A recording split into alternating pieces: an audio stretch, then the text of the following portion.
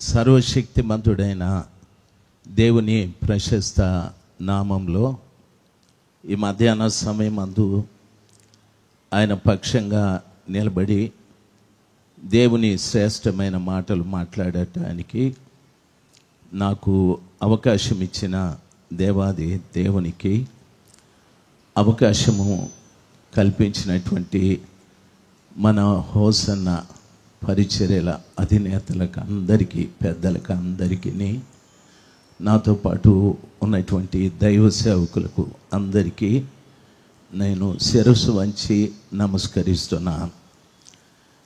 దేవుని మహాకృపను బట్టి మన దైవజనులు చెప్పినటువంటి మాటలు ప్రతిదీ నేను రాసుకుంటూ వచ్చాను. ఆ వాక్యాన్ని నేను వింటున్నప్పుడు దేవుడు నిజంగా ఎంత కనికరం కలిగిన వాడు. నాలో ఉన్న ప్రతి తప్పితం ఆ వాక్యం నాకు బయలుపరుస్తూ వచ్చేది. ప్రజల ఎదుట ఒక మనిషి మంచివాడు అనిపించుకోవటానికి ఎన్నో ప్రయత్నాలు చేస్తాడు. అయితే ప్రభు వాక్యం ఎదుట ఎవరు మంచివాడు, మంచిది అని చెప్పుకునే అవకాశాలు లేవు. నేను ప్రజల ఎదుట మంచివాడుగా కనిపించటానికి వాళ్ళకు నచ్చినట్టుగా అనుగుణ్యంగా ప్రవర్తిస్తూ ఉంటాను. అయితే సర్వశక్తిమంతుడైన దేవుడు నేను ఆయన ఎదుట మంచివాడుగా నిలబడటానికి, అనగా వాక్యము ఈ శరీరాన్ని గురించి మాట్లాడడం లేదు. వాక్యము మన లోపటున్న అంతరంగ పురుషుని గురించి మాట్లాడుతూ ఉంటుంది. ఒక్కరోజున దేవుని ఎదుట నిలబడగలిగేది మన అంతరంగ పురుషుడు. ఈ శరీరం నిలబడదు. ఈ శరీరాన్ని గురించి బైబిల్ అంటే అది మట్టి అనని. ఈ మట్టిని గురించి మనం ఎంత ప్రయాసపడినా అది వ్యర్థమే.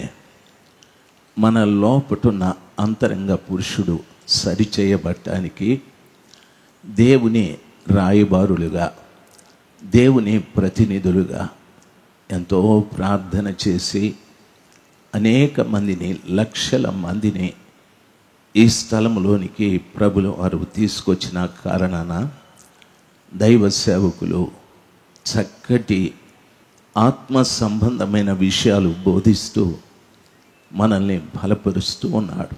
అందుకు ఆ దైవ సేవకులు నిష్పక్షపాతంగా ఏ విధమైనటువంటి లాభాన్ని అపేక్షించకుండా, ఏ విధమైన పేరు ప్రతిష్టల వైపు చూడకుండా, ఏ విధంగానూ ధనాన్ని పోగు చేసుకోవాలి అనే ఆలోచన కాకుండా ప్రతి దైవ సేవకుడు నిలబడి శ్రేష్టమైన వాక్కులు బోధించడానికి ప్రభు కృప చూపెట్టాడు. ఆ గొప్ప అనుభవాన్ని దైవ సేవకులకు దేవుడు ఇచ్చినందుకు నేను హృదయపూర్వకంగా కృతజ్ఞతలు చెల్లిస్తున్నాను. నిజంగా ఎంతో గొప్ప భాగ్యం. అకోళ్ళందరికీ కూడా నేను నా హృదయపూర్వకంగా కృతజ్ఞతలు చెల్లిస్తున్నాను. వారి సమర్పణ, వారు చేసే త్యాగం కూడా చాలా గొప్పది. మాటలతో దాన్ని వర్ణించలేం.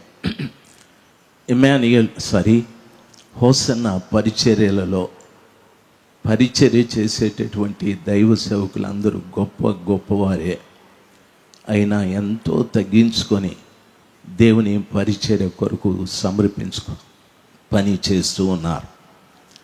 ఈ రోజున మనిషి ఆలోచించాల్సింది, మనిషి జీవితంలో తెలియకుండా తనకు జరిగే ఒక విచిత్రమైన సంఘటన. మనిషి రోజు బ్రతుకుతూ ఉన్నాడు. తాను బ్రతుకుతూ నేను జీవిస్తున్నానని అనుకుంటూ ఉన్నాడు. అయితే ఆ బ్రతుకుతూ జీవిస్తున్న మనిషిలో ఎన్నో పనికిరానివి ప్రవేశిస్తూ ఉన్నాయి. ఒకటి, వ్యాధులు ప్రవేశిస్తూ ఉన్నాయి. ఎవరికి వ్యాధి అంటే ఇష్టం లేదు, ఎవరికి బాధలన్నా ఇష్టం లేదు. అయినా తెలియకుండా ప్రవేశిస్తూ ఉన్నాయి.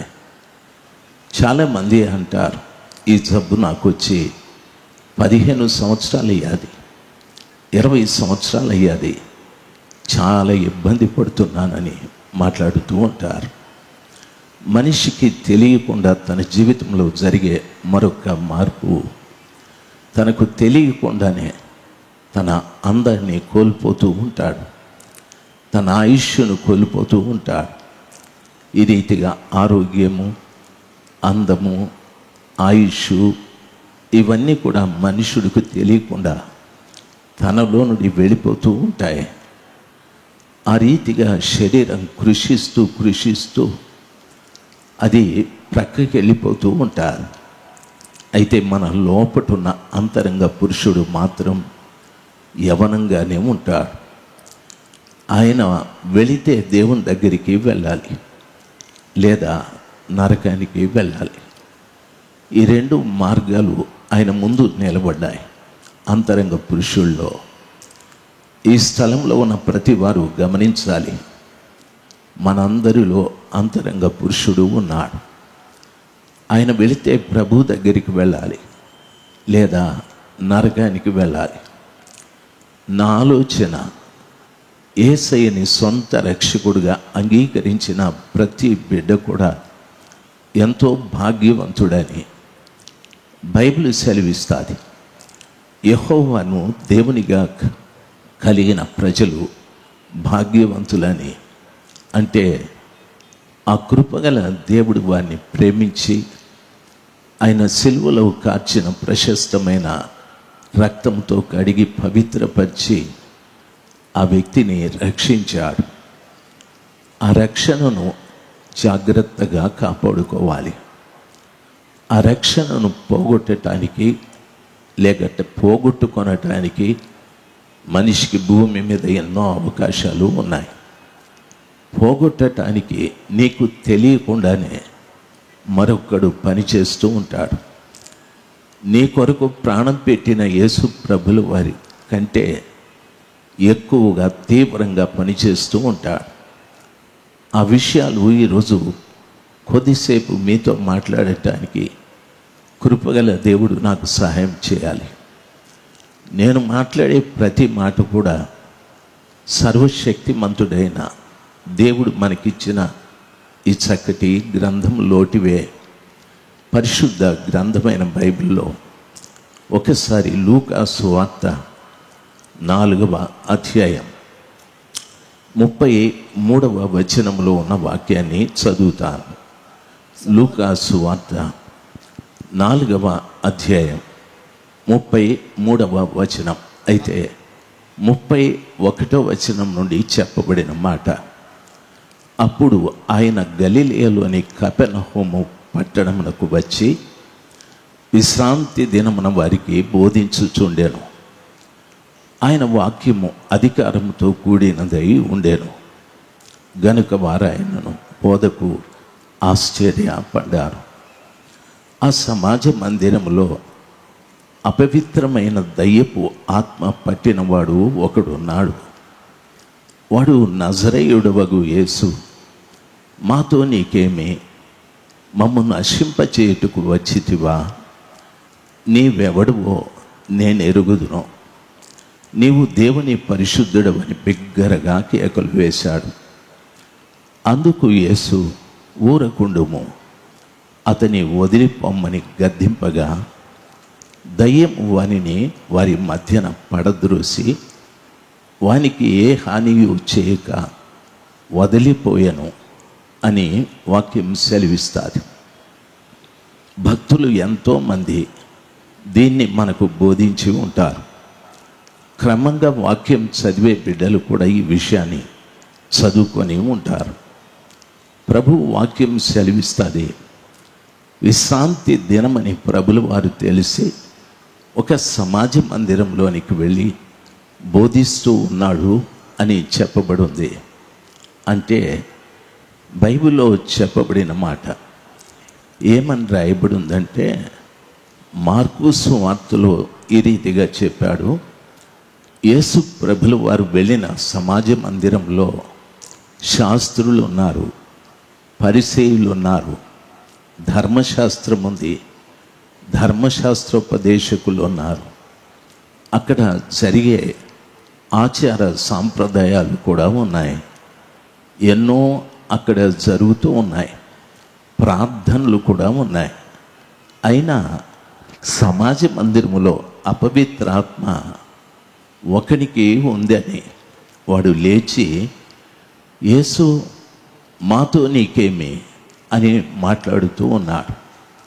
యేసు ప్రభుల వారితో సమాజ మందిరంలో ఉన్న వాళ్ళు ఎవ్వరూ మాట్లాడలేదు.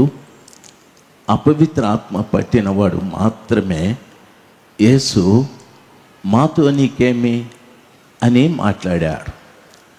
ఆ మందిరంలో అపవిత్ర ఆత్మ ఎందుకుంది అని అడగాలి. చాలా పర్యాయాలు మందిరాల్లో అపవిత్ర ఆత్మ పనిచేస్తూ ఉంటుంది. దయచేసి గమనించాలి. నిన్నటి దినాన దైవ సేవకులు మాట్లాడుతూ పరిశుద్ధాత్మ మనలోకి వస్తూ ఉంటుంది. మనం ఆత్మచేత బలపరచబడి పవిత్రపరచబడి ఆత్మ ద్వారా నడిపించబడుతూ ఉంటాము. ఆత్మని నిర్లక్ష్యం చేయకూడదని చాలా స్పష్టంగా చెప్పారు. ఈ రోజుల్లో అపవిత్ర ఆత్మ పట్టిన మనుషుడు యేసయ్య బోధిస్తూ ఉంటే లేచి యేసు మాతో నీకేమి అని మాట్లాడారు.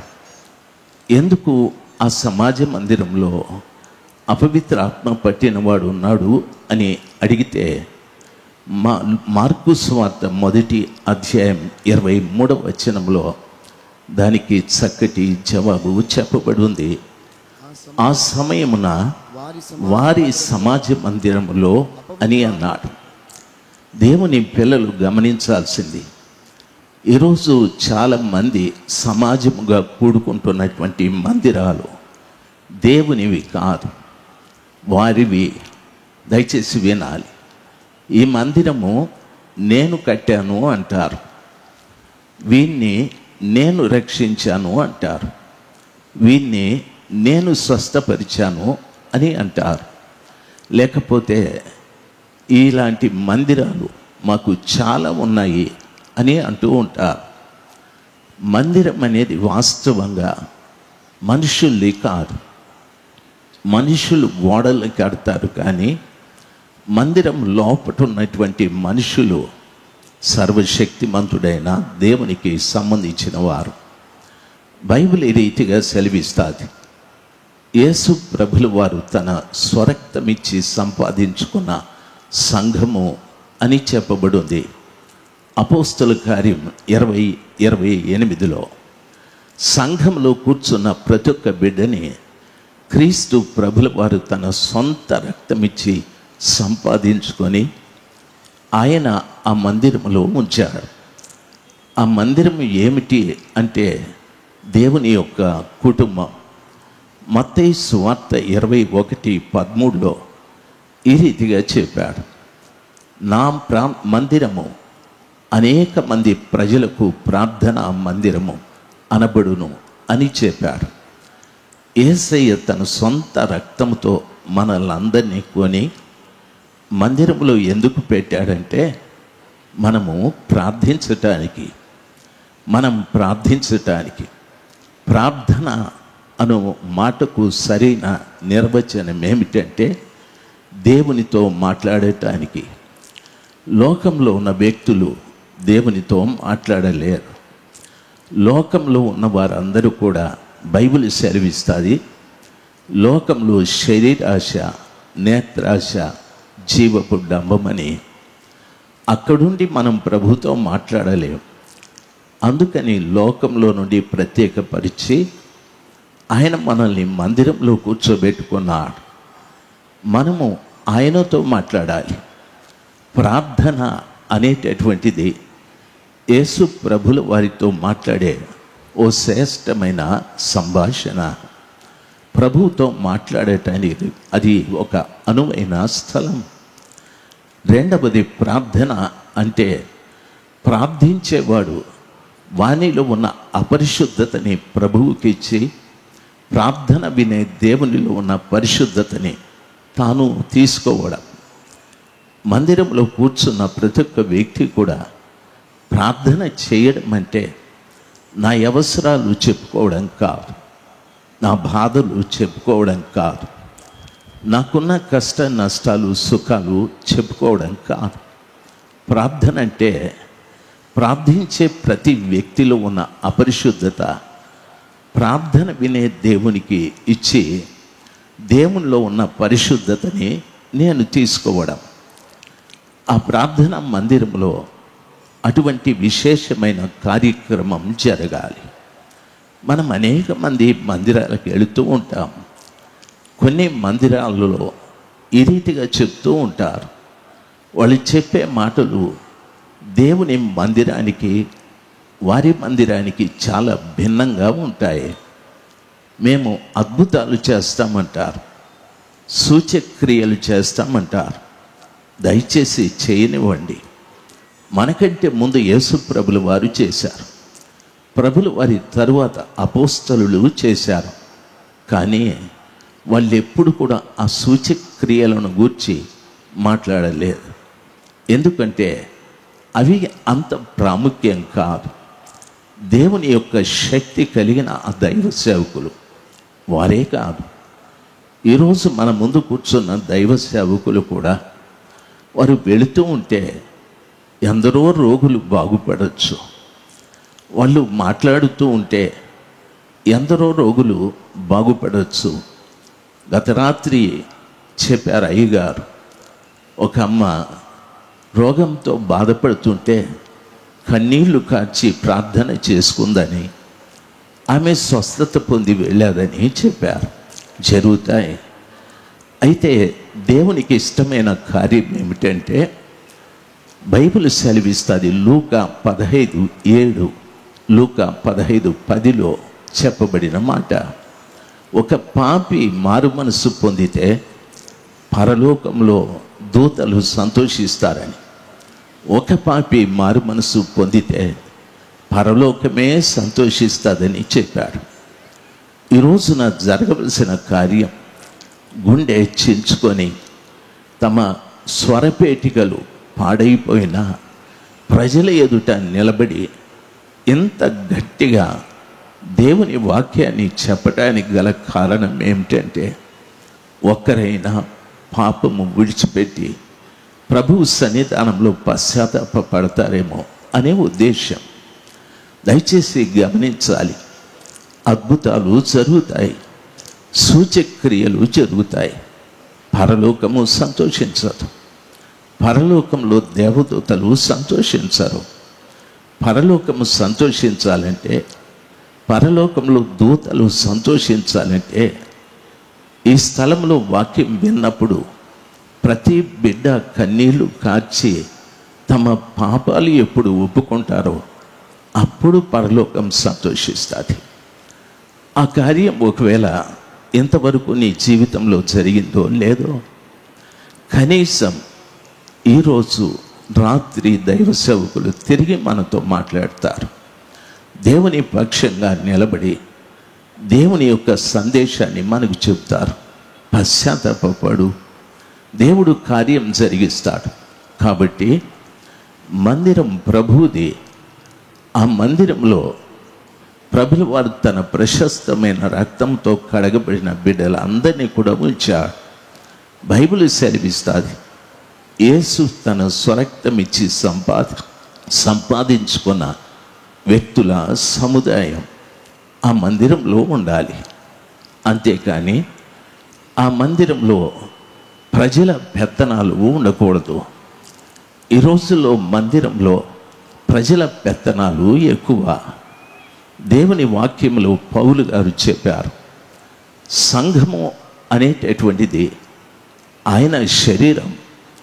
అందులో ఉన్న ప్రతి ఒక్క వ్యక్తి కూడా యేసు ప్రభు శరీరంలో అవయవాలై ఉన్నారు.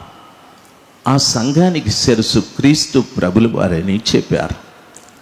ఎంతమంది బిడ్డలు ఉన్నారు, చాలా చక్కగా పాడే వాళ్ళు ఉన్నారు, చక్కగా వాక్యాలు చదివే వాళ్ళు ఉన్నారు, జాగ్రత్తగా దైవ సేవకులు చెప్పే వర్తమానాలు రాసుకునే వాళ్ళు ఉన్నారు. మీ అందరికీ నా మనవి, మీరు యేసయ్య శరీరంలో అవయవంగా చేర్చబడ్డారా? ఆలోచించండి. మనకు అతిశయం ఉంది. మాది ఇమ్మానుయేల్ చర్చ్ అని, మాది ఇంకొక చర్చ్ అని, మాది ఇంకొక చర్చ్ అని. మందిరం ఒక్కనాటికి మనిషికి మేలు చేయలేదు. మేలు చేయగలిగిన వాడు యేసు ప్రభులు వారు ఒక్కరే. అద్భుతకరుడైన దేవుడు ఈ హోసన్నా పరిచర్యల్ని 48 సంవత్సరాలు గుడారాల పండుగలు నడిపిస్తూ వచ్చారు. కోట్ల రూపాయలు దీనికి ఖర్చు చేస్తూ ఉన్నారు. కోట్ల రూపాయలు. దేవుని అద్భుతమైన కృప, వారి హృదయంలో దేవుడు పెట్టిన గొప్ప ప్రేమ ఈ రీతిగా మనము చూడొచ్చు. ఎంతమంది ప్రజలకు ఆహారం, ఎంతమంది ప్రజలకు చక్కటి షెల్టర్, ఎంతమంది ప్రజలకు వాష్రూమ్స్, తాగటానికి నీళ్లు, ఎన్ని సదుపాయాలు. కొన్ని కుటుంబాల్లో ఇన్ని సదుపాయాలు లేవు. లక్షల మంది కొరకు ఎంత గొప్ప ఏర్పాట్లు చేయడం అంటే కేవలం వారిలో ఉన్న యేసయ్య ప్రేమ. నా మాట అర్థమై ఉంటే ఓసారి గట్టిగా చప్పట్లు కొడుతూ హల్లెలూయా చెప్దాం. హల్లెలూయా. ప్రభువు ప్రేమ లేనటువంటి వాడు ప్రయోజనమే లేదు. బైబిల్ సెలవిస్తుంది, మీరు క్రీస్తు శరీరంలో అవయవాలై ఉన్నారు. ఆ రీతిగా అవయవాలుగా మారితే ఆ సంఘానికి శిరస్సుగా యేసు ప్రభు ఉంటాడని చెప్పాడు. ఈ రోజున ఈ స్థలంలో ఉన్న ప్రతి బిడ్డ ఆలోచించాల్సింది, నేను క్రీస్తు రక్తంతో కొనబడ్డానా? నేను క్రీస్తు రక్తంతో కడగబడ్డానా? నేను క్రీస్తు ఆ సంఘంలో ఆయన అవయవంగా మార్చబడ్డానా? నేను కూడి ఆరాధిస్తున్న ఈ సంఘానికి శిరస్సు యేసు ప్రభువేనా అని జాగ్రత్తగా మనం ఆలోచించాలి. ఎందుకంటే ప్రపంచంలో ప్రతి క్రైస్తవుడికి ఆత్మీయ పునాది వేసిన అపోస్తులుడైన పౌలు గారు చెప్పిన మాటలు ఇవి. దాన్ని మనము తప్పించి ఇంకొక రీతిగా మాట్లాడుకోలేం. ఈ స్థలంలో చెప్పిన మాట ఏమిటంటే, వారి సమాజ మందిరంలో అపవిత్రాత్మ పట్టిన మనుషుడు ఒకడున్నాడు. దేవుని సమాజ మందిరంలో యేసయ్య రక్తంతో కొనబడిన వారు, యేసయ్య రక్తంతో కడగబడిన వారు, వాక్యము చేత కనబడిన వారు, యేసు ప్రభు శరీరంలో అవయవంగా అమర్చబడిన వారు, ఆ సంఘానికి యేసు శిరస్సుగా ఉంటాడు. దాని జోలికి అపవిత్రాత్మ పోలేదు. ఈ పద్ధతి లేకుండా ఎన్నో మనుషులు ఏర్పాటు చేసుకున్న మందిరాలు ఉన్నాయి. ఎన్నో తప్పుడు సిద్ధాంతాలు, తప్పుడు ఉపదేశాలు, పనికిరాని ఆలోచనలు ప్రజలకు చెప్పేవారు. సొమ్ముని అనవసరంగా ప్రజల వద్ద నుండి తీసుకొని అనవసరంగా పొలాలు కొనేవారు, భవనాలు కట్టేవారు, లేకపోతే ఖరీదైన విలాసవంతమైన జీవితాన్ని జీవించేవారు లెక్కలు లేకుండా ఉన్నారు.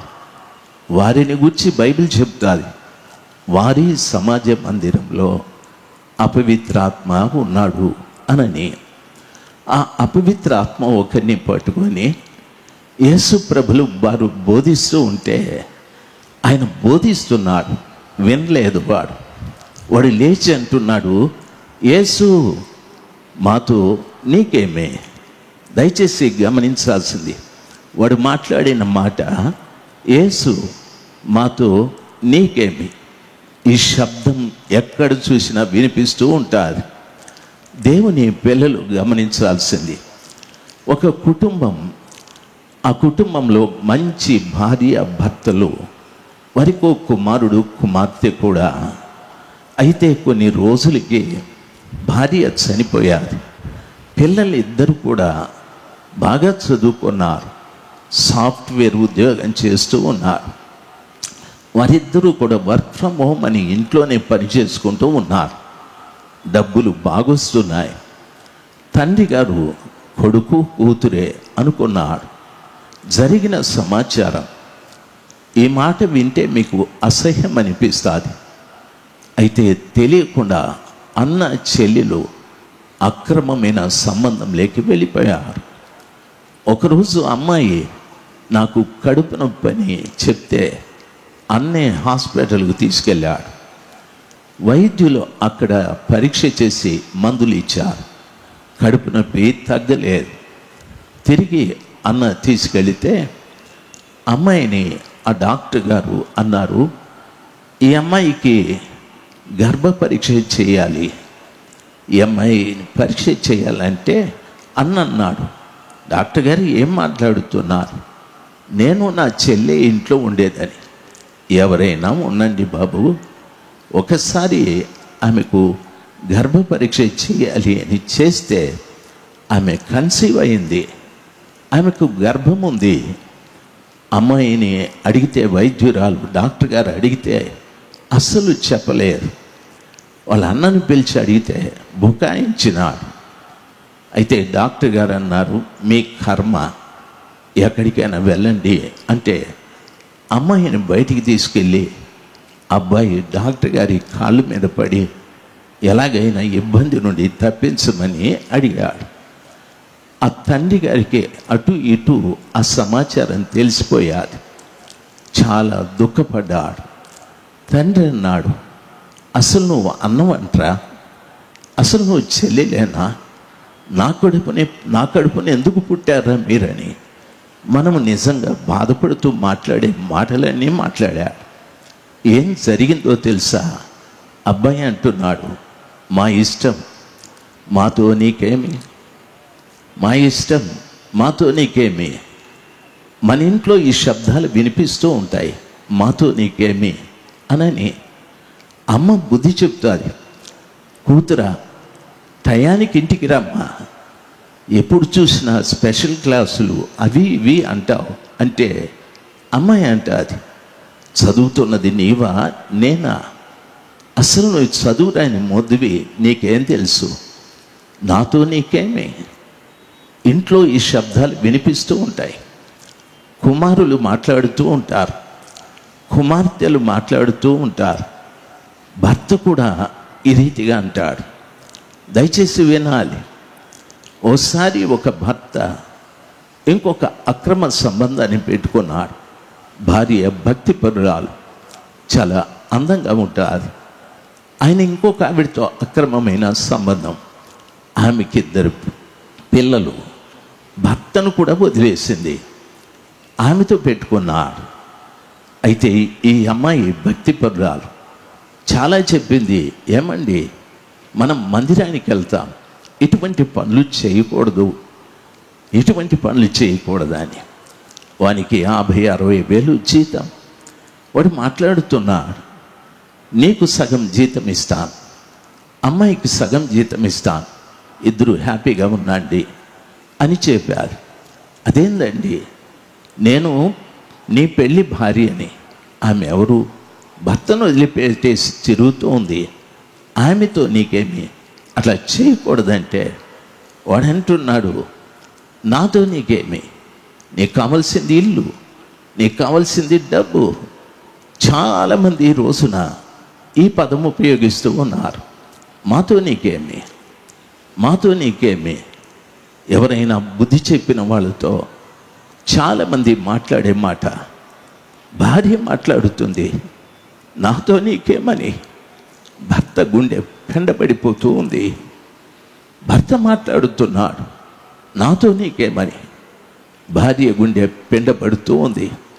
కడుపుటు పుట్టిన పిల్లలు కూడా అదే శబ్దం, మాతో నీకేమి.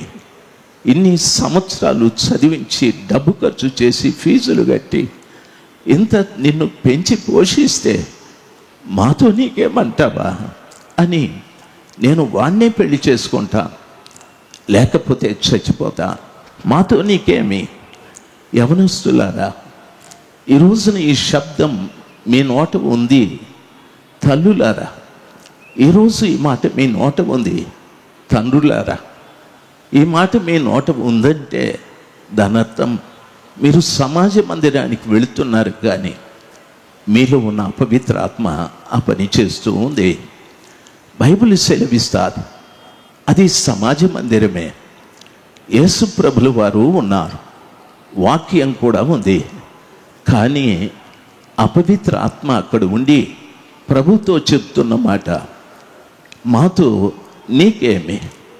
దైవ సేవకులు 6వ తారీఖు రాత్రి నుండి నిన్నటి వరకు, ఈరోజు వరకు గుండెలు పగిలేటట్టుగా మాట్లాడారు. గుండెలు పగిలేటట్టుగా ఏ విధం చేతనైనా వీరిని దేవుని వైపు తిప్పాలి, ఏ విధం చేతనైనా వీరిని ప్రభు వైపు తిప్పాలి అని దాని ఆలోచన ఏమిటంటే, చాలామంది అస్సలు పట్టించుకోవడం లేదు.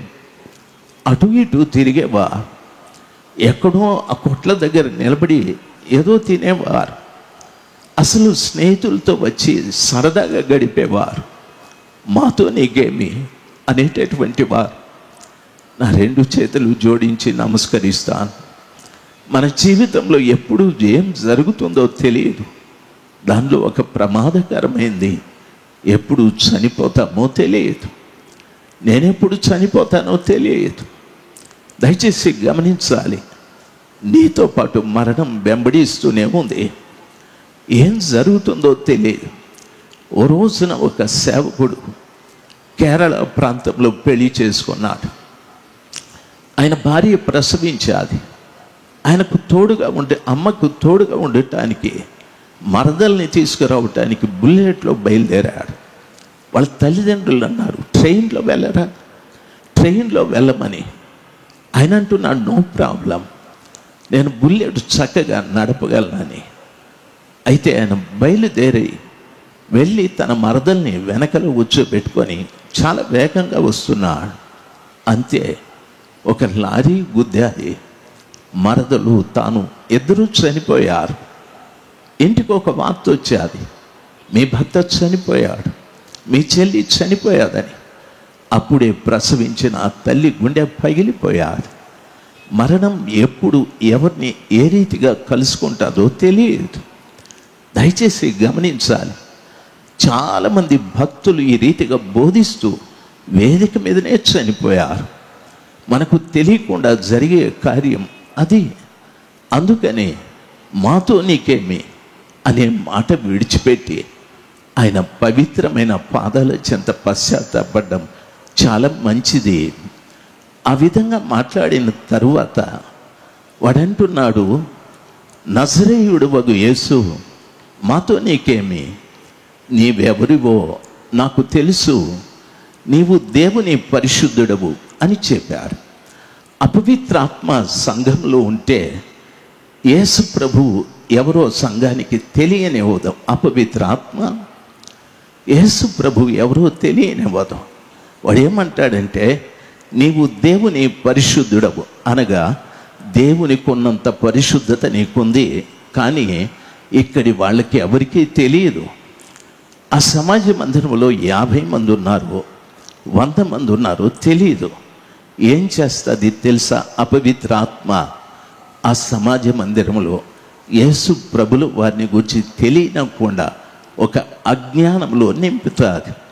మరి ఆ సమాజ మందిరంలో వాళ్ళు ఎవరిని తెలుసుకుంటారు? ఆ సంఘంలో నడిపించే సేవకుని ఒక దేవునిగా కొలుస్తూ ఉంటారు.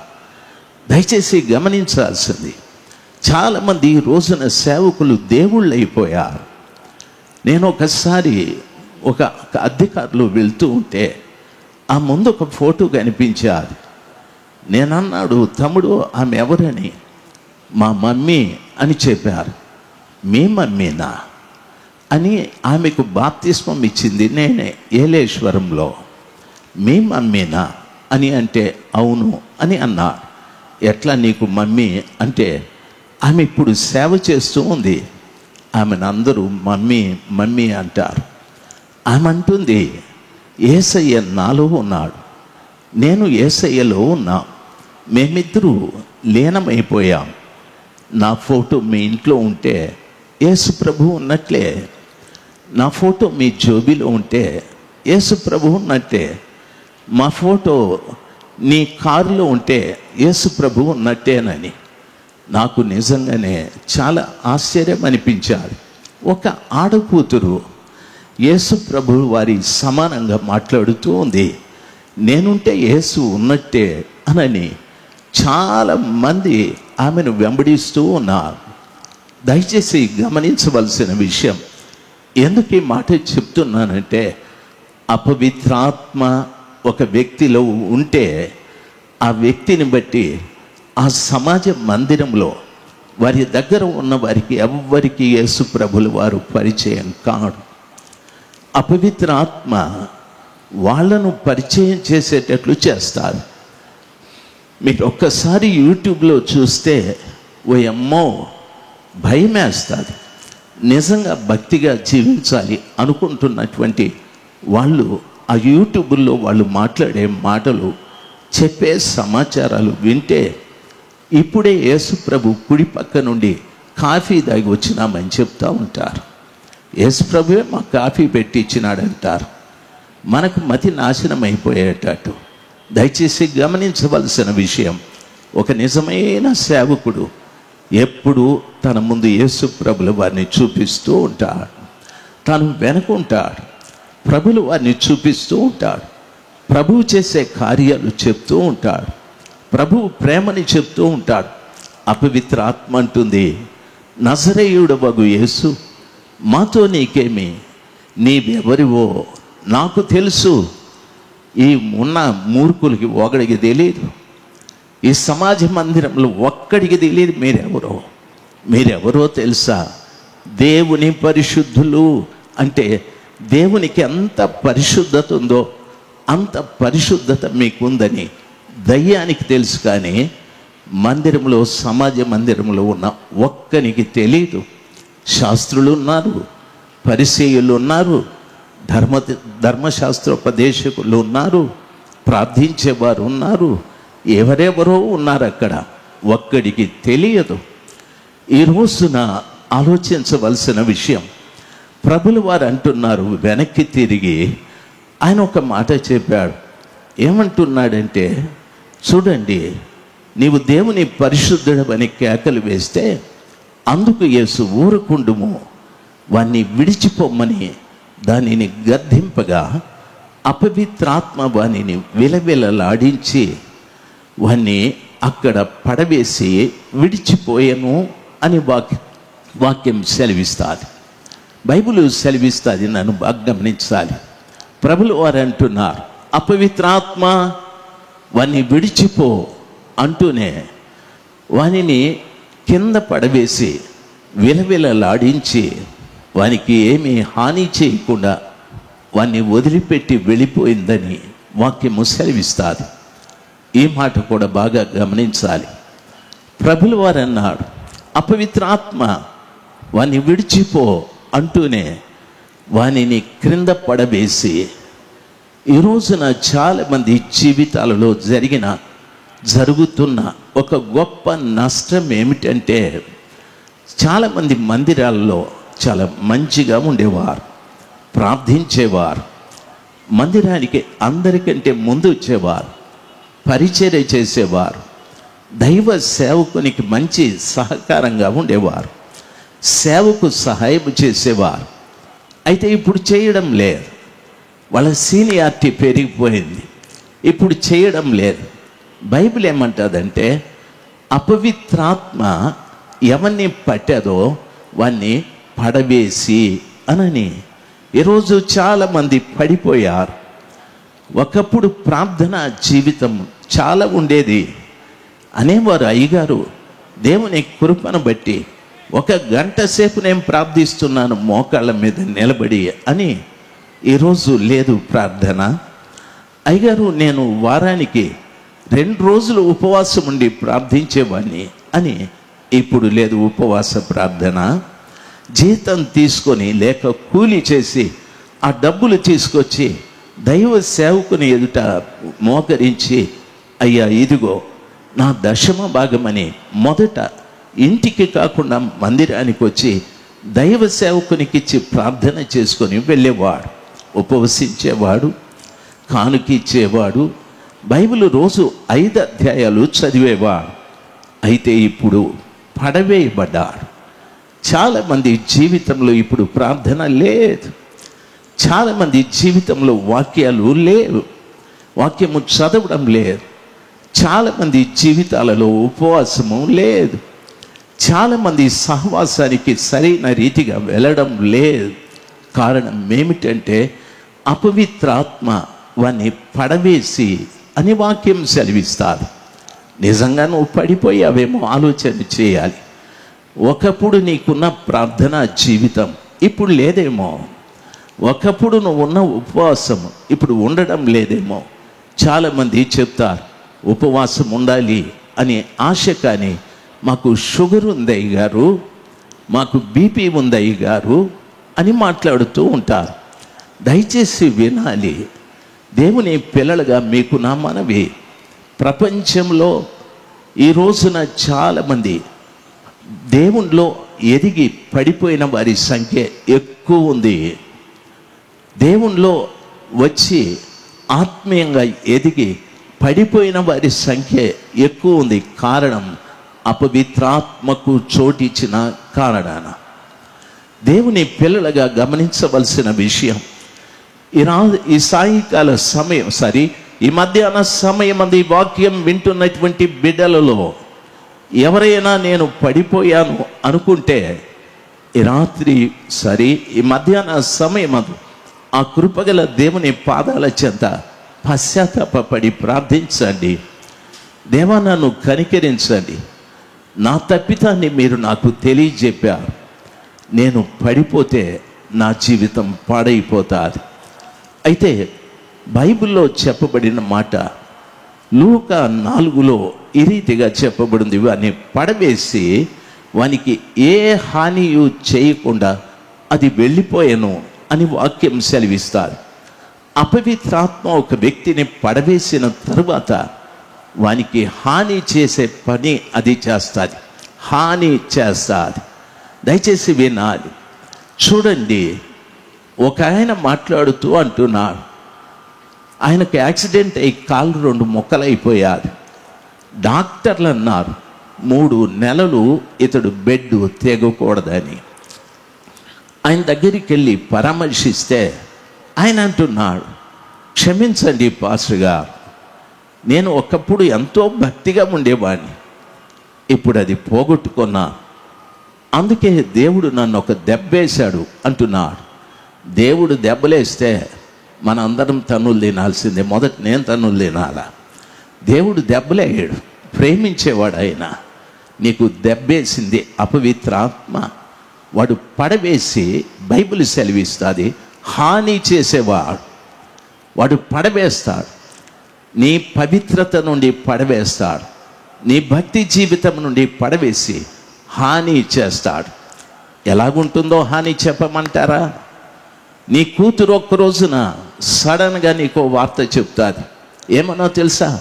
మమ్మీ నీకో మాట చెప్తాను, జాగ్రత్త, దయచేసి నువ్వు బాగా రియాక్ట్ అయిపోతావు, నీకు బీపీ ఉంది, కొంచెం కంట్రోల్గా ఉండు, నేను ఒకరిని ప్రేమించినాను. ఆమె అంటుంది షాక్ అయిపోయి, ఎవడేవాడు అని. రిక్షా దొక్కేవాడు అంటాది. రిక్షా దొక్కేవాడిని ప్రేమించినావా? నిన్ను బీటెక్ చదివిస్తే రిక్షా వాడితోనా నీ స్నేహము అని వాళ్ళమ్మ గీ కొట్టుకుంటారు. దాని అర్థం ఏమిటో తెలుసా? అపవిత్రాత్మకు చోటిస్తే పడవేసి హాని చేస్తుంది. రిక్షావాడు కొద్ది రోజులు అమ్మాయిని ఉపయోగించుకుంటాడు, కొద్ది రోజులు చెప్తాడు ఫ్రెండ్స్కి, ఇది నా లవర్, నాకు పడింది అని.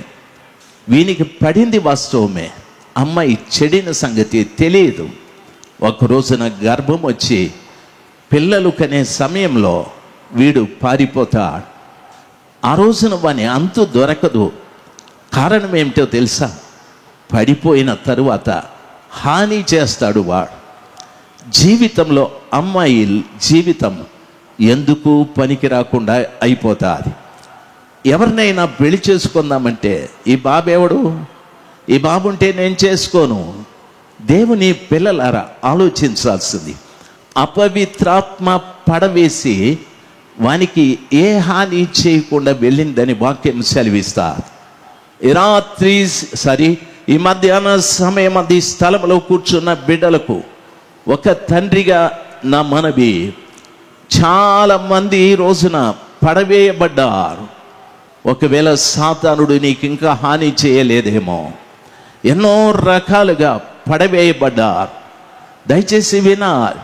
ఓసారి బ్యాంకులో పనిచేసే ఒక అమ్మాయి మేనేజరు ఇద్దరు కుమ్మక్కై బ్యాంకులో కొన్ని లక్షలు కొట్టేశారు. ఇద్దరి ఉద్యోగాలు ఊడిపోయాయి. అమ్మాయి భర్త దొంగదాన అని వదిలిపెట్టేశారు. మేనేజర్ పరిస్థితి ఏమో తెలియదు. ఈమె క్రిస్టియన్. అందరూ అంటున్నా ఈ అమ్మాయి దొంగది, బ్యాంకులో ఉద్యోగం చేసుకోమంటే బ్యాంకు డబ్బు కొట్టేసిందని. చచ్చేంత వరకు అమ్మాయికి పేరదే. ఒక రోజున ఆదివారం మందిరం జరుగుతూ ఉంటే మందిరం ఎదురుగా వారి ఇంటికి వచ్చారు. ఇంట్లో ఉన్న చీరలన్నీ చుట్టేసుకొని కిరసను పోసుకొని అగ్గి ముట్టించుకునేంత వరకు ధైర్యం ఉంది. మంటలు మండిన తర్వాత కాపాడండి కాపాడండి అని బావురుమంటూ అరిచేది. దేవుని వాక్యం సెలవిస్తుంది, నిన్ను పడగొట్టి నీకు హాని చేస్తుంది అపవిత్ర ఆత్మ. దయచేసి గమనించాలి. ఎవరైనా ఇటువంటి హానికరమైన జీవితంలో ఉంటే, ఎవరైనా ఒకవేళ హాని వరకు వెళ్ళకుండా పడిపోయి ఉంటే, ఈ మధ్యాహ్న సమయమందు మీ మధ్యన ఒక దైవ సేవకుడుగా, తండ్రిగా ప్రభు పాదాల చెంత మొరపెట్టండి. పడిపోయిన నా జీవితాన్ని మీరు కనికరించండి. వాక్యం సెలవిస్తారు, కృంగిపోయిన వారిని పైకి లేవనెత్తువాడని, గుండె చెదరిన వారిని బాగు చేసే దేవుడని. ఈ మధ్యాహ్నం మొరపెట్టండి ప్రభుల వారి పాదాల చెంత. నీకెంత ఓపిక ఉందో అంత ఓపికతో మొరపెట్టండి.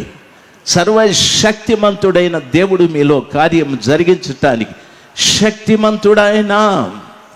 శక్తిమంతుడైనా. నా మాటలు అర్థమైన వారు ఒకసారి హల్లెలూయా చెప్దాం. హల్లెలూయా, హల్లెలూయా, గట్టిగా చెప్దాం. హల్లెలూయా. వింటున్న దైవ జనాంగమా, అపవిత్రాత్మ వెళ్ళిపోయాది. ఇప్పుడు ఆ సమాజ మందిరంలో లేదు. అపవిత్ర ఆత్మ వెళ్ళిపోయి ఏం చేస్తుందో తెలుసా? ఎవరైనా ఒక ఇద్దరు తమ్ముళ్ళు, రండి తమ్ముడు, రండి ఇద్దరు రండి, తొందరగా టైం అయిపోతూ ఉంది, దయచేసి. ఈ బిడ్డ చర్చిలో విశ్వాసి, ఈ తమ్ముడు అపవిత్ర ఆత్మ. ప్రభు అన్నాడు, అపవిత్ర ఆత్మ వాన్ని విడిచిపో అంటూనే ఈ బిడ్డని పడవేసి పడుకోతాముడా, పడవేసి వెళ్ళిపోయారు. బైబిల్ సెలవిస్తారు, వెళ్ళిపోయిన అపవిత్రాత్మ ఏం చేస్తుందో తెలుసా? ఊరంతా తిరుగుతూ ఉంది. బైబిల్ చెప్తారు, ఏం రాయబడిందో తెలుసా? అది విశ్రాంతి వెదకుచు నీరు లేని చోట్లంతా తిరుగుతుంది అని రాయబడి ఉంది. వెళ్ళిపోయిన అపవిత్రాత్మ విశ్రాంతిని కోరుకుంటూ ఉంది. అయ్యగారి దగ్గరికి వచ్చాది. అయ్యగారిలో నీళ్లున్నాయి. ఈ అయ్యగారి దగ్గరికి వచ్చాది. ఈ అయ్యగారిలో నీళ్లున్నాయి.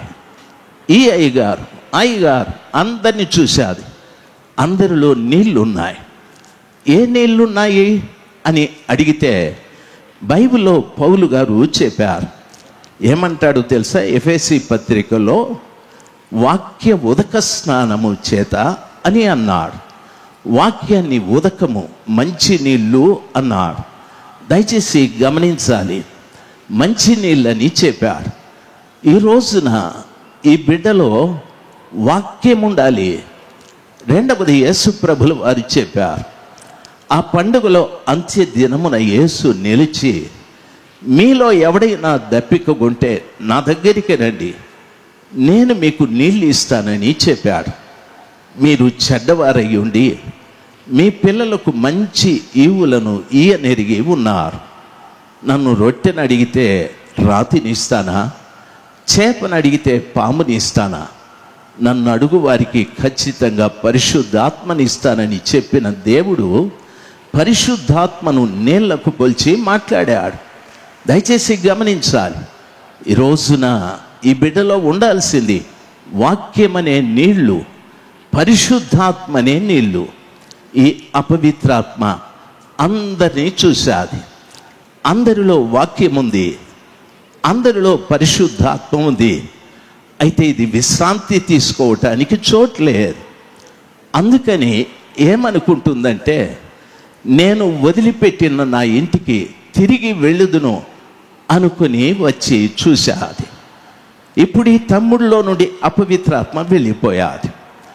ఈ తమ్ముని జీవితం ఎలాగుందంటే, బైబిల్ సెలవిస్తారు, ఈ బిడ్డ ఊడ్చి అమర్చబడి ఉన్నాడు. ఇతనిలో గతంలో అపవిత్రాత్మ ఉన్నప్పుడు ఉన్నటువంటి మైల అంతా కూడా ఎవరో ఊడ్చేశారు. రెండవది అమర్చారు. అమర్చారంటే ఒక తల్లి తన ఇంటిని చాలా చక్కగా అమరుస్తుంది. ఏ వస్తువు ఎక్కడుండాలో అమ్మకు బాగా తెలుసు, అమరుస్తుంది. ఆ రీతిగా ఇతన్ని ఊడ్చిన వారు ఎవరంటే యేసు ప్రభుల వారు. అపవిత్రాత్మ ఉన్నప్పుడు తనలో ఉన్న మైలంతా కూడా మైలంతా కూడా యేసు ప్రభుల వారు ఊడ్చేశారు. కళ్ళలో ఉన్న మైల, నోటిలో ఉన్న మైల, ఆలోచనల్లో ఉన్న మైల, హృదయ తలంపులో ఉన్న మైల, ప్రవర్తనలో ఉన్న మైల అంతా ఊడ్చేశాడు యేసు ప్రభుల వారు. అంత ఊడ్చిన తరువాత ప్రభుల వారు ఆయన ప్రక్కన వస్తే పరిశుద్ధాత్మ దేవుడు వచ్చి అమర్చాడు ఇతన్ని. పరిశుద్ధాత్మ దేవుడు ఎలాగ అమర్చాడంటే, ఇప్పుడు అందరికంటే ముందుగా మందిరానికి వెళ్ళి మోకరించి ప్రార్థన చేస్తూ ఉన్నాడు. అమర్చాడు. ఇంతవరకు ప్రార్థన లేదు, ఇప్పుడు ప్రార్థన ఉంది. తరువాత వాక్యాన్ని గంటల సేపు చదువుతూ ఉన్నాడు. తర్వాత ఉపవాసాలు ఉంటూ ఉన్నాడు. తర్వాత దైవ సేవకుడిని చూస్తే ఎంతో నమ్రతగా, అయ్యగారండి ప్రైజ్ ద లార్డ్, మందిరంలో ఏదైనా పని ఉంటే చెప్పండి చేస్తానని ఎంతో నమ్రతగా శిరస్సు వంచి మాట్లాడుతూ ఉన్నాడు. దేవుడు తనకిచ్చిన కానుక తీసుకెళ్ళి దైవ సేవకునికి ఇచ్చి కుటుంబంగా భార్య పిల్లల్ని తీసుకెళ్ళి మోకరించి మా కొరకు ప్రార్థించమని మొరపెడుతూ ఉన్నాడు. అమర్చబడ్డాడు. దయచేసి వినాలి, దేవుడు ఊడ్చేశాడు. యేసు ప్రభు పరిశుద్ధాత్మ దేవుడు అమర్చాడు. ఇప్పుడు ఈ అపవిత్రాత్మ విశ్రాంతి కొరకు వెళ్ళి ఈ లేమల్లె ప్రాంతమంతా తిరిగాది. మీ అందరి దగ్గరికి వచ్చి చూశాది. అయితే మీలో నీళ్లున్నాయి, మీలో వాక్యం ఉంది, మీలో నీళ్లున్నాయి, పరిశుద్ధాత్మ ఉంది. తాను వెళ్ళి విశ్రాంతి తీసుకోవాలని ఆశ. విచిత్రమైన కోరిక దానికి. విశ్రాంతి తీసుకోవడం అంటే అర్థమేముంది? మనం మనుషులం, పని చేస్తే అలసట వస్తుంది, విశ్రాంతి తీసుకుంటాం. అయితే దయ్యం కూడా విశ్రాంతి తీసుకోవాలని. ఎందుకో తెలుసా? అపవిత్రాత్మకు కోరికలు ఎక్కువ. వ్యభిచరించాలని కోరిక, త్రాగాలని కోరిక, ఒకరిని చంపాలని కోరిక, ఒకరిని మోసం చేయాలని కోరిక, దొంగతనం చేయాలని కోరిక. ఈ కోరికలన్నీ తీర్చుకోవటానికి దీనికి శరీరం లేదు, ఇది ఆత్మ, దీనికి శరీరం లేదు. అందుకని ఈ అపవిత్రాత్మ వచ్చి చూసినప్పుడు అది ఊడవబడి అమర్చబడి ఉండటం చూశాడు. చూసి ఊడ్చిన వారెవరు కనిపించలేదు, అమర్చిన వారెవరు కనిపించలేదు. అనగా దాని అర్థం తాను ఊడవబడి అమర్చబడింది వాస్తవమే, కానీ ఊడ్చిన యేసు ప్రభుల వారిని నాలో నివసించమని బ్రతిమలాడలేరు. తను అమర్చిన పరిశుద్ధాత్మని తనలో ఉండమని తాను బ్రతిమలాడలేరు. ఆయన పై భక్తి మాత్రమే అనుకున్నాడు. ఇప్పుడు అపవిత్రాత్మ వచ్చి చూసి ఊడ్చిన వారు లేరు, అమర్చిన వారు లేరు. వెంటనే వెనక్కి వెళ్ళిపోయి తనకంటే చెడ్డవైన 7 అపవిత్రాత్మల్ని తీసుకొని వచ్చి అతనిలో కాపురం ఉండెను అని వాక్యము సెలవిస్తారు. వెనక్కి వెళ్ళిపోయి తనకంటే చెడ్డవైన 7 అపవిత్రాత్మల్ని తీసుకొచ్చి ఇతనిలో కాపురం ఉన్నది. బైబిల్ సెలవిస్తుంది అతని మొదటి స్థితి కంటే కడపటి స్థితి చాలా చెడ్డదిగానని.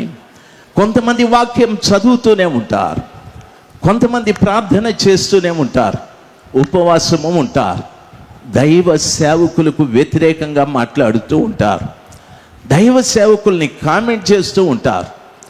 అయ్యగారు చెప్పే వాక్యం ఏంది, నేను వాక్యం చెప్తే భూమి దద్దరిల్లుతుంది అంటారు. పనికి మాలిన మాటలు ఇవి చెప్తూ ఉంటారు. దయచేసి వినాలి. ఈ అయ్యగారికి ఏమి కానుకిచ్చేది, ఫలానా హైదరాబాద్లో ఒక ఆయన ఉన్నాడు, ఆయనకు పంపుదాం అని అంటాడు. మన అయ్యగారికి ఏం మనం కానుకిచ్చేది, ఫలానా అమ్మగారికి ఇద్దామని. అంత రాంగ్ డైరెక్షన్స్, రాంగ్ ఆలోచనలు, అన్ని రాంగ్ థాట్స్. దయచేసి వినాలి. ఎందుకంటే మొదట 1 ఉంది, ఇప్పుడు 7 వచ్చేసినాయి. ఈ అపవిత్రాత్మకు వ్యభిచరించాలనే ఆశ దీనికి శరీరం లేదు. ఈ వ్యక్తిలోకి వెళ్ళి అతనిలో పడుకొని ఇప్పుడు ఆడపిల్లల్ని చూసే పని ప్రారంభిస్తారు. ఆ అమ్మాయి బాగుంది, ఈ అమ్మాయి బాగుంది, ఆ గృహిణి బాగుంది, ఈ గృహిణి బాగుందని వ్యంగ్యంగా మాట్లాడడం, ఆమెతో ఏ రీతిగానైనా అక్రమమైన సంబంధాలు పెట్టుకోవడం, ఇలాంటి పని చేస్తుంది. భక్తే, భక్తిలో ఎన్నో చీకటి కార్యాలు చేస్తూ ఉంటాడు. భక్తికి భక్తే, అందరికంటే ముందు వస్తాడు, మోకాళ్ళ మీదనే ఉంటాడు, బైబిల్ చదువుతూనే ఉంటాడు, ప్రార్థన చేస్తూనే ఉంటాడు, సేవకులతో అటు ఇటు తిరుగుతుంటాడు. కానీ చేసే దుర్మార్గపు కార్యాలు బోలెడన్ని. ఒకసారి ఒక ఆయన మాట్లాడితే, బాబు ఒక చర్చిలో ఆయన త్రాగి నా పక్కన కూర్చున్నాడు. ఆ చర్చిలో వాక్యం చెప్పేటప్పుడు ఆయనకు చెప్పారు, ఇప్పుడు రాజశేఖర్ గారు వాక్యం చెప్పకముందు వాక్యం కొరకు ఫలానా ఆయన ప్రార్థన చేస్తాడని. కూర్చున్నప్పుడే నాకు అర్థమైంది ఆయన తాగినాడని. మంచి వాసన వస్తూ ఉన్నాడు. ఆయన వెళ్ళిపోయి భలే ప్రార్థన చేసినాడు. నేను అనుకున్నాను, తాగుబోతాడు కూడా ఇంత బాగా ప్రార్థన చేస్తాడా, పొల్లైనా తప్పిపోలేదే అని అనుకున్నా. ఎవరి కర్మ వాళ్ళది అని ఆ పాస్టర్ గారు వాళ్ళ ఇంటికి భోజనానికి పిలిచినారు. అక్కడికి వెళ్తే ఈయనున్నాడు అక్కడ. నేను అడిగినాను, పాస్టర్ గారు ఈయన ఎవరంటే చెప్పినాడు మన ఆయన గారు అని. మరి ఈయన తాగినాడు తెలుసా అంటే అది కామన్ అని అన్నాడు. కామనా? దానికేమి కామా పులు స్టాపులు లేవా? కామన్ ఏంది? కామను అంటే కామనయ్య గారు ఎవరు పట్టించుకోరు. పెద్ద ఆయన అంటాడు, నేను ఎందుకు తాగానంటే just stimulation purpose I will take little bit అన్నాడు. ఆయన స్టిమ్యులేట్ అయ్యేదానికి కొంచెం తీసుకున్నాడంట. దయచేసి గమనించాల్సింది. నాకు అనిపించింది, ఏం అబ్బా కొడుకులరా, ఏమి సేవ చేస్తారా మీరిద్దరూను? దయచేసి వినాలి. బైబిలే అంటాడు ఆయన. బైబిలే, భోజనాలే, ప్రార్థనే, తాగుడే. ఎందుకంటే ఆయన అంటాడు శక్తి కావాలి అనని. ఎంతోమంది భక్తి వెనకల వాళ్ళ జీవితాలు చీకటిగా ఉంటాయి. ఎంతోమంది వారి భక్తి జీవితం వెనకల ఎన్నో చీకటి కార్యాలు, తాగుడు, వ్యభిచారం, జూదం, లేనిపోని పనికిరాని స్నేహాలు, సహవాసాలు.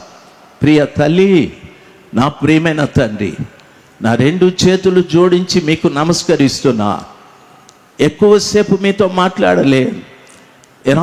ఈ మధ్యాహ్న సమయమందు సర్వశక్తిమంతుడైన దేవుడు మన మధ్యలో ఉన్నాడు. ఆలోచించండి. ఇతనిలో నుండి అపవిత్రాత్మ వెళ్ళింది వాస్తవమే, ఇతడు ఓడ్చబడి అమర్చబడింది వాస్తవమే. కానీ నీళ్లు లేవు, ఊడ్చిన వారి ఇతనిలో లేరు. అమర్చిన వారు ఇతనిలో లేరు. యేసయ్య లేడు, పరిశుద్ధాత్మ లేడు. అందుకు వెళ్ళిన అపవిత్రాత్మ తనతో పాటు చెడ్డవైన 7 దయ్యాలను తీసుకొచ్చి ఇతనిలో కాపురం ఉంటుందని వాక్యం సెలవిస్తుంది. ఈ మధ్యాహ్న సమయమందు చాలా మంది చెడిపోయి భక్తిని అడ్డుగా పెట్టుకున్నారు. దైవ జనాంగమా, మీకు కూడా ఈ రాత్రి దేవుడు ఒక అవకాశం ఇస్తున్నాడు. చెడిపోయిన నీ జీవితం ఎవరికి కనిపించలేదని అనుకోవచ్చు. నా దేవునికి తెలుసు, నా ప్రభుల వారికి తెలుసు నువ్వెంత చెడిపోయావో, ఎంత పడిపోయావో, నీలో ఎన్ని చెడు కార్యాలు ఆ దయ్యపు ఆత్మలు పనిచేస్తూ ఉన్నాయో ప్రభువుకి తెలుసు. అందుకే ఈ మధ్యాహ్న సమయమందు సర్వశక్తిమంతుడైన దేవుడు మన మధ్యన నిలబడి ఆయన సాతానుడితో సవాలు చేస్తూ మిమ్మల్ని విడిపించటానికి మన మధ్యన నిలబడ్డాడు. మన మధ్యన ఉన్నాడు తల్లి, మన మధ్యన ఉన్నాడు నా ప్రియమైన తండ్రి.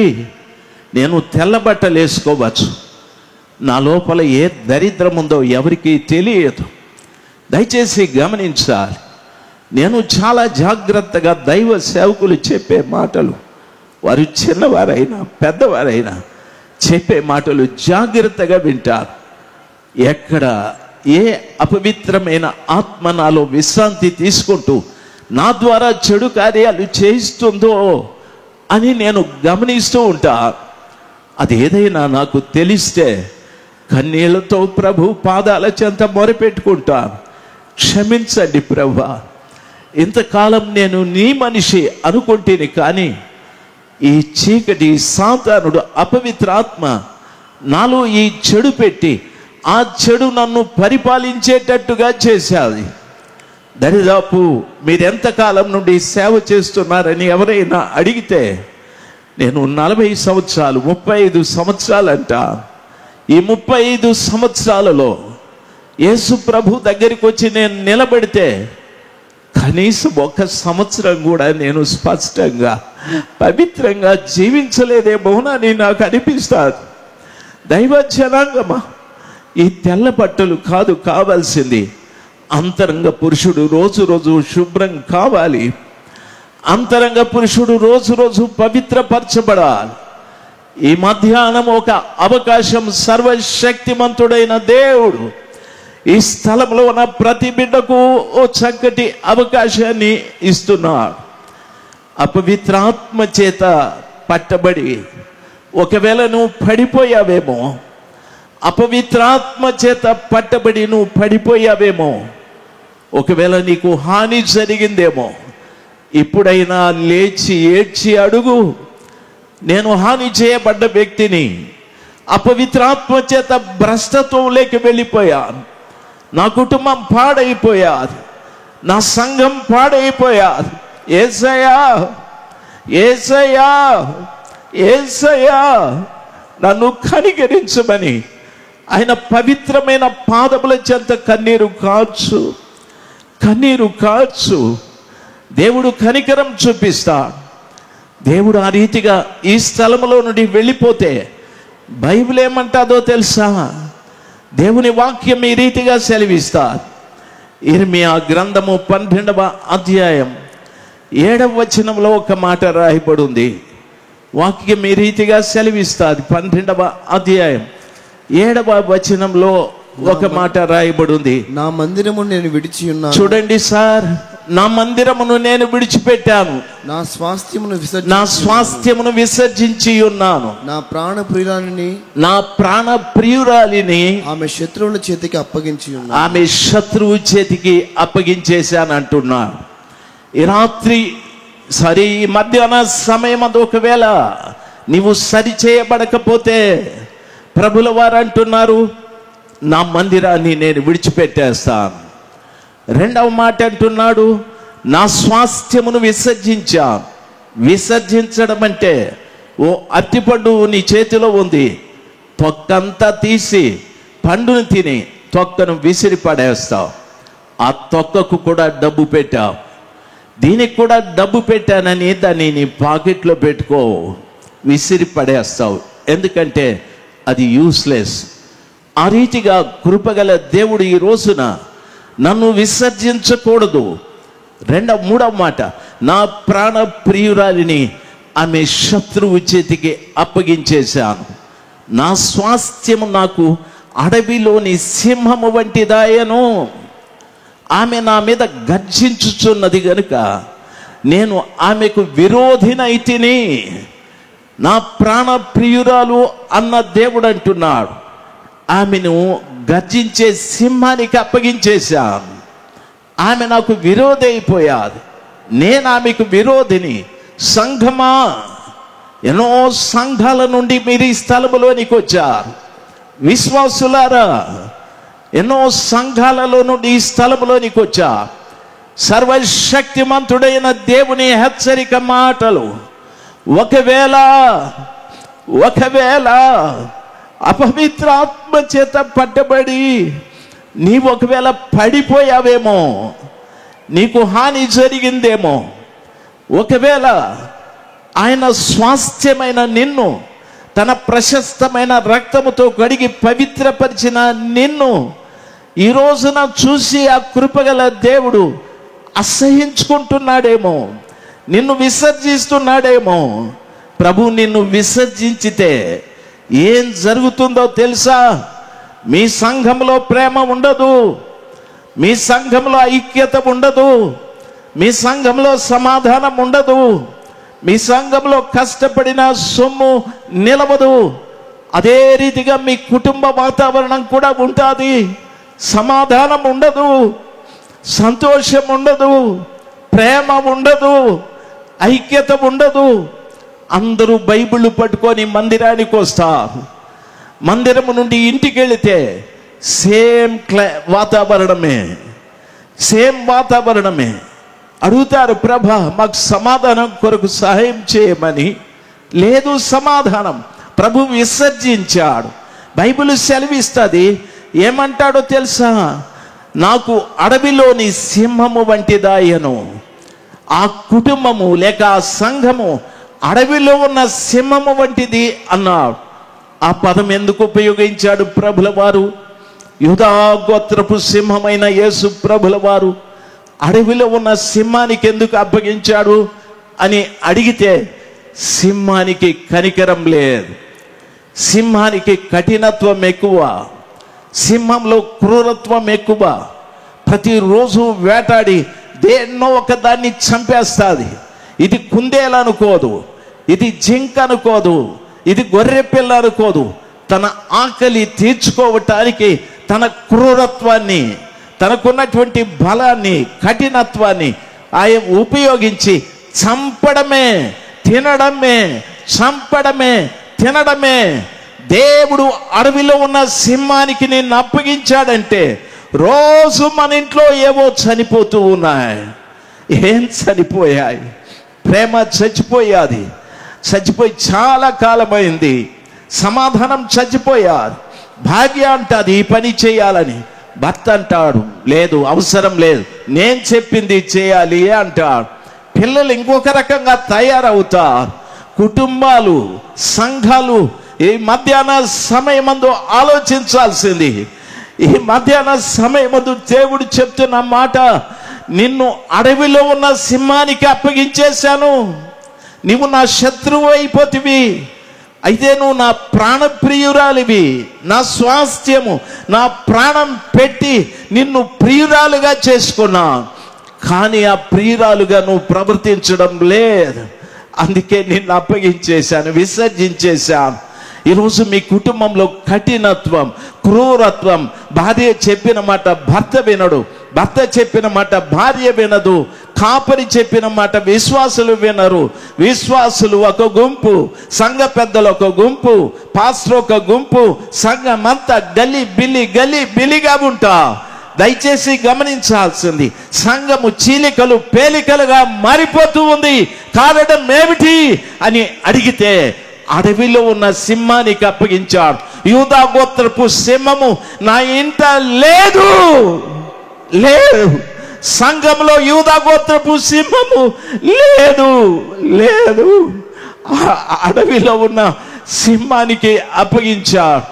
ఎన్నో కుటుంబాలు ఈ మధ్యాహ్న సమయం అంది ఈ స్థలంలో వ్యధ చెందుతూ ఉన్నాయి. భార్య చేతులు పట్టుకొని అడిగారు, తాగద్దండి తాగద్దండి. కాళ్ళు పట్టుకొని అడిగారు. ఇతడు సింహము స్వభావం వచ్చా, కఠినత్వం, క్రూరత్వం. భార్యని కాళ్ళతో తన్ని ఇంట్లో ఉండే వస్తువు తీసుకెళ్లిపోయి తాగేస్తూ ఉన్నాడు. మీ ఇంట్లో అడవి సింహం పని చేస్తూ ఉంది. పాస్టర్ గారు ఎంతో బాధతో వాక్యం చెప్తున్నాడు. లోపడ్డం లేదు. ఆ పాస్టర్ గారిని కొడుతున్నారు, ఆ సంఘ పెద్దలు కొట్టుకుంటున్నారు. మాకు కావాల్సింది దేవుడు కాదు, మాకు కావాల్సింది ఆస్తులు. ఆస్తులు మాకు కావాల్సింది పేరు, మాకు కావాల్సింది ఆస్తులు. చర్చస్ ఈ రీతిగా అడవి సింహానికే అప్పగించబడ్డాయి. ఈ మధ్యాహ్న సమయమందు సర్వశక్తిమంతుడైన దేవుడు, తల్లి, నా ప్రియమైన తండ్రి, నీ గుండెలో పశ్చాత్తాపం కలిగితే ప్రభు నీ దగ్గరికి వచ్చి సింహము నోట నుండి నిన్ను తప్పిస్తాడు. సింహము నోట నుండి తప్పిస్తాడు. నా మాట అర్థమైన బిడ్డలు గట్టిగా చప్పట్లు కొడుతూ హల్లెలూయా చెప్దాం. దయచేసి చెప్దాం, హల్లెలూయా హల్లెలూయా. ఇంకా 2 ప్రసంగాలు ఉన్నాయి. ఇద్దరు దైవజనులు దేవుని పాదాల చెంత కన్నీరు కార్చి సిద్ధపడుతూ ఉన్నారు. సింహము నోట నుండి మీరు విడిపించబడాలి. విసర్జించబడిన మీరు తిరిగి ప్రభు కౌగిలిలోకి రావాలి. నా ప్రాణ ప్రియురాలు అని చెప్పిన మాట తిరిగి నీ విషయంలో నిఖరం కావాలి. ఈరోజు ఎంత పశ్చాత్తాపడతావో అంతగా పశ్చాత్తాపడు. ఎంతగా ప్రభు పాదాల చెంత కన్నీరు కారుస్తావో అంతగా కన్నీరు కార్చు. ఇదో చక్కటి అవకాశం. వెళ్ళిపోయిన అపవిత్రాత్మ తిరిగి నీలోకి వచ్చి విశ్రాంతి తీసుకోకూడదు. నువ్వు అమర్చబడి ఊడవబడి అమర్చబడిన బిడ్డవేమో, అయితే నీలో ఊడ్చిన వాడు ఉండాలి, నా యేసు ఉండాలి, అమర్చిన వాడు ఉండాలి, పరిశుద్ధాత్మ దేవుడు ఉండాలి, వాక్యం ఉండాలి, వాక్యం ఉండాలి. ప్రభుని అడగండి, ఈ ముగ్గురు నాకు కావాలి ప్రభా, మీ వాక్యం నాలో ఉండాలి.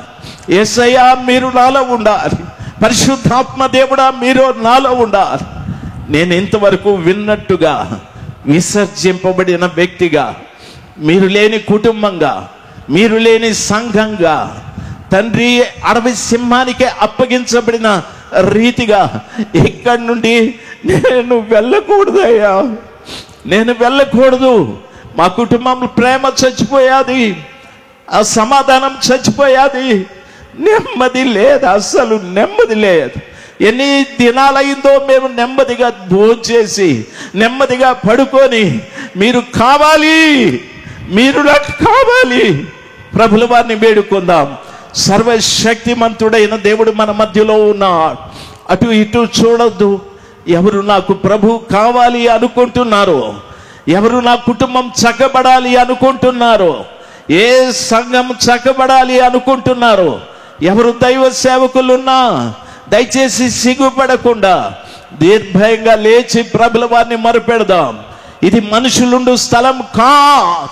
పరలోకంలో ఉన్న దేవుడి ప్రాంగణం అంతా కూడా సంచారం చేస్తూ ఉన్నాడు. మనుషులు మీకు కనిపించచ్చు, మహిమగల దేవుడి ప్రాంగణం అంతా సంచారం చేస్తున్నాడు. నీవున్న స్థలంలో కూడా లేచి ఆ ప్రభుల వారిని మొరపెడదాం. నిజంగా నాకు ప్రభు కావాలి అనుకునే ప్రతి బిడ్డ ధైర్యంగా లేచి ప్రభు పాదాల చెంత నీ పాపాన్ని ఒప్పుకుందాం. యేసయ్యా నన్ను క్షమించండి, నాలో పరిశుద్ధాత్మ కార్యముల కంటే అపవిత్రాత్మ కార్యాలు ఎక్కువగా ఉన్నాయ్యా, ఎక్కువగా ఉన్నాయి. నిజంగా ఎవరు దేవుని ఆత్మ కావాలి, ఎవరు యేసు ప్రభు కావాలి, ఎవరు నాలో వాక్యం ఉండాలి అనుకుంటారో ఆ బిడ్డలు మాత్రం లేచి నిలబడి మిమ్మల్ని దేవుని ఆత్మ ప్రేరేపించినట్లుగా నోరు తెరిచి ప్రార్థిద్దాం. మౌనంగా నిలబెడితే ప్రయోజనం లేదు. నోరు తెరిచి అడుగుదాం, యేసయ్యా యేసయ్యా నన్ను కనికరించయ్యా, నా జీవితాన్ని, నా కుటుంబ పరిస్థితులను అయ్యా మీరు చక్కగా వివరించారు. నా సంఘ జీవితాన్ని కూడా చక్కగా వివరించా. అయ్యా నా పిల్లలకు నాకు సమాధానం లేదు, నా భార్యకు నాకు నెమ్మది లేదు, మా కుటుంబంలో సంతోషం లేదు, మా కుటుంబంలో ప్రేమ లేదు, మా సంఘంలో కూడా అలాగే అవకతవకలు ఉన్నాయి. యేసయ్యా మీరు నాకు కావాలయ్యా, మీరు నాకు కావాలయ్యా, యేసయ్యా మీరు నాకు కావాలి. నోరు తెరచి దేవుడు నీకెంత శక్తి ఇచ్చాడు అంత శక్తితో మొరపెడదాం. పాపం కొరకెంతో శక్తిని ఖర్చు చేశాం. ఈ రోజున అడవి సింహము నుండి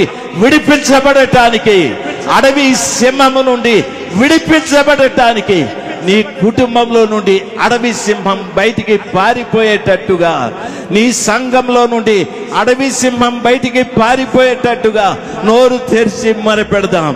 దేవుని సన్నిధానంలో ఒకవేళ నీకు ఏడుపు వస్తే ఏడువు, పశ్చాత్తాప పడాలనుకుంటే పశ్చాత్తాపడు.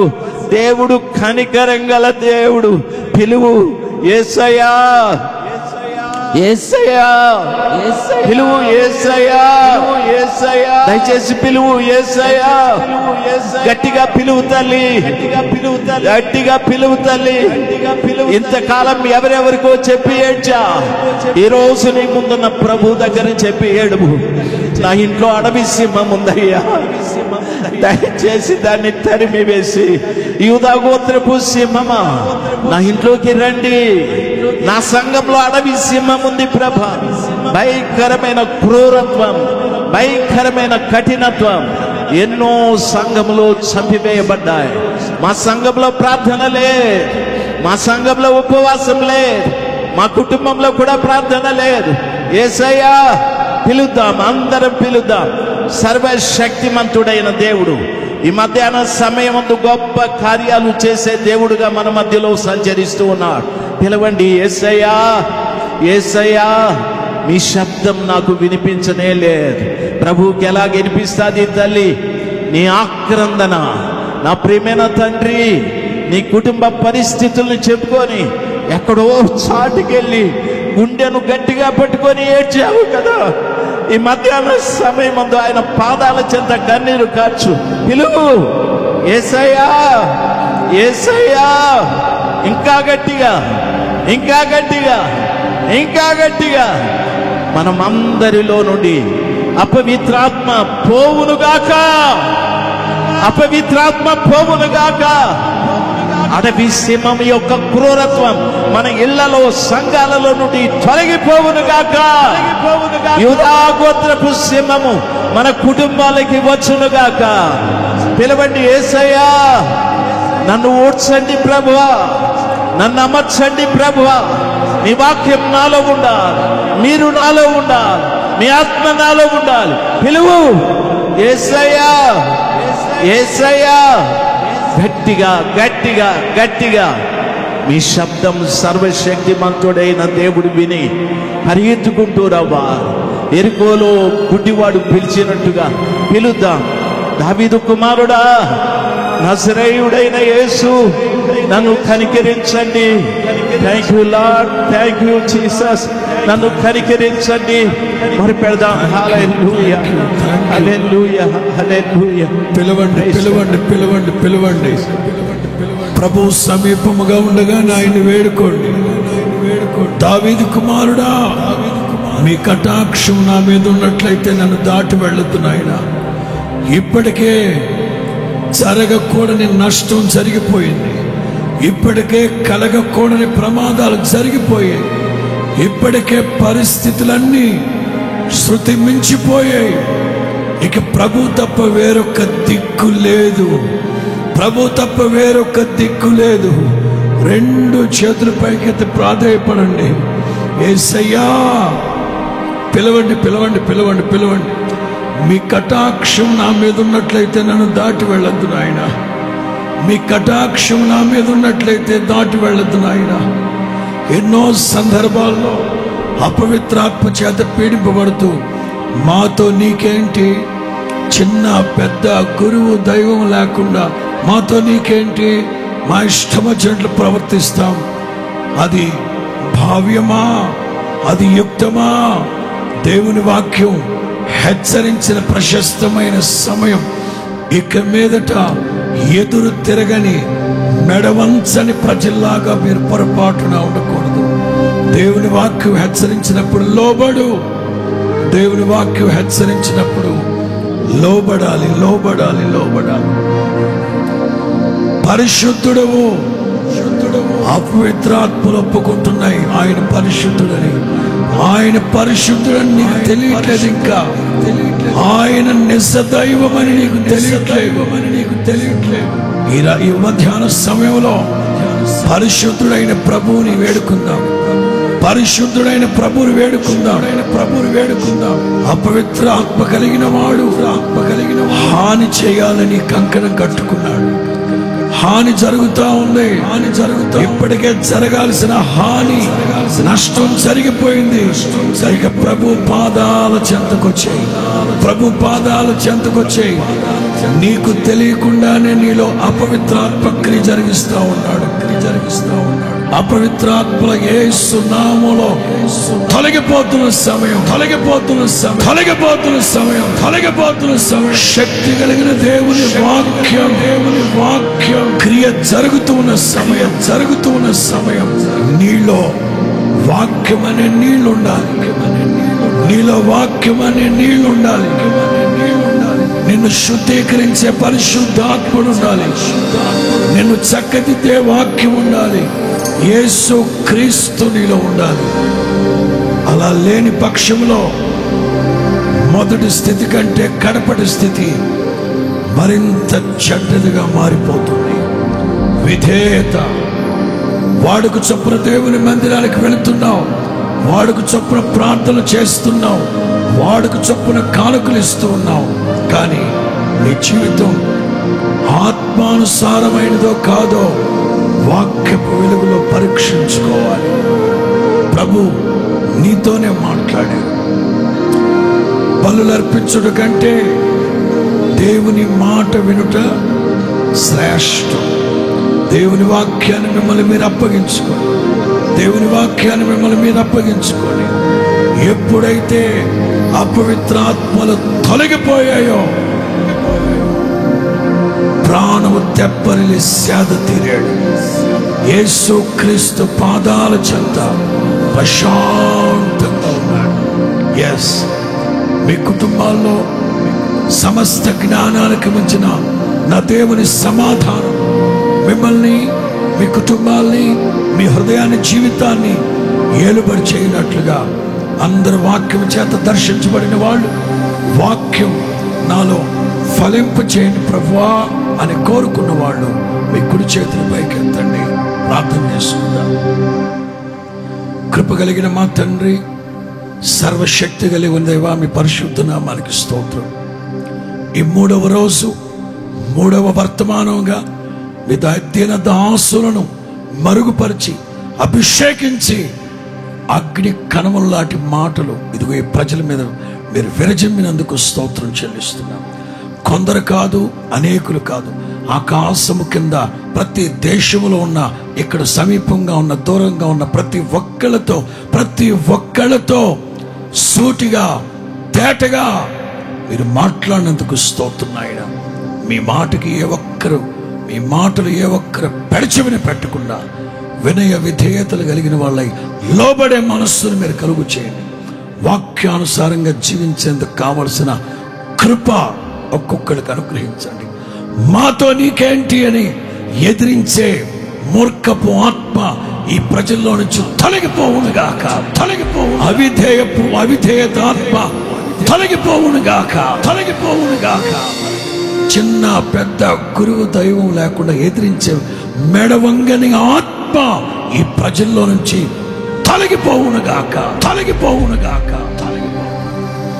హాని కలుగు చేస్తున్న దుష్ట దురాత్మలు తొలగిపోవాలి నా తండ్రి, తొలగిపోవాలి.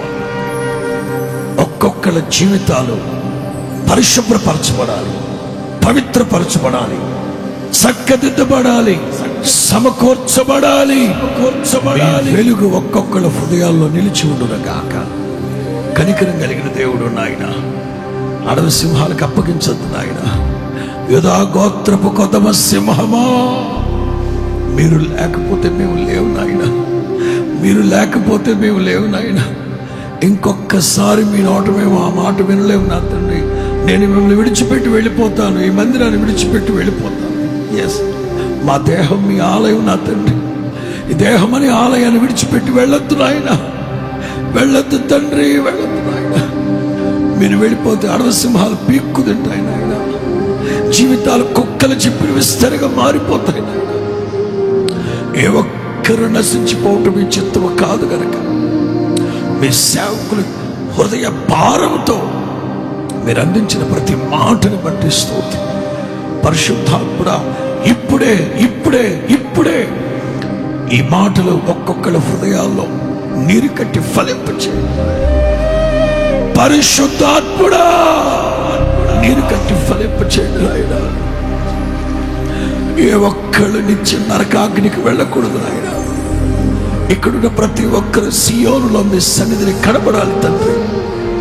కృప చూపండి, కృప చూపండి, కృప చూపండి. ఇంతవరకు మీ మాటలు అందించిన మీ దీన సేవకుణ్ణి మరింతగా మహిమా స్వరూప్యకు ఆత్మచేత అభిషేకించండి నాయన. అనేక జనములకు, జాతులకు తండ్రిగా భూదిగంతాల్లో సత్య సాక్షిగా వారిని బలపరుచు వాడుకుని ఆశీర్వదించమని, బాప్తిస్మల కార్యక్రమాన్ని మీరు భారమించమని నడిపించండి. ఈ రాత్రి సభలు, రేపు ఆరాధన సమస్తం మీ ఆత్మ సారథ్యం జరిగించి ఈ రోజంతా మీ కృప తోడుగా ఉంచినందుకు స్తోత్రం. యేసు నామములో ప్రార్థిస్తున్నాం తండ్రి, ఆమేన్. మన ప్రభు అయిన యేసుక్రీస్తు కృప, తండ్రి అయిన దేవుని ప్రేమ, పరిశుద్ధాత్మని సన్నిధి, సముఖము, సహవాసం, విధేయతతో వాక్యాన్ని విని అంగీకరించి ఆ ప్రకారం నడవాలని తీర్మానం చేసుకున్న ప్రతి బిడ్డకి, సకల పరిశుద్ధులకి నిత్య మహిమలో ప్రవేశించేంత వరకు తోడై ఉండి నడిపించి కాపాడును గాక. ఆమేన్.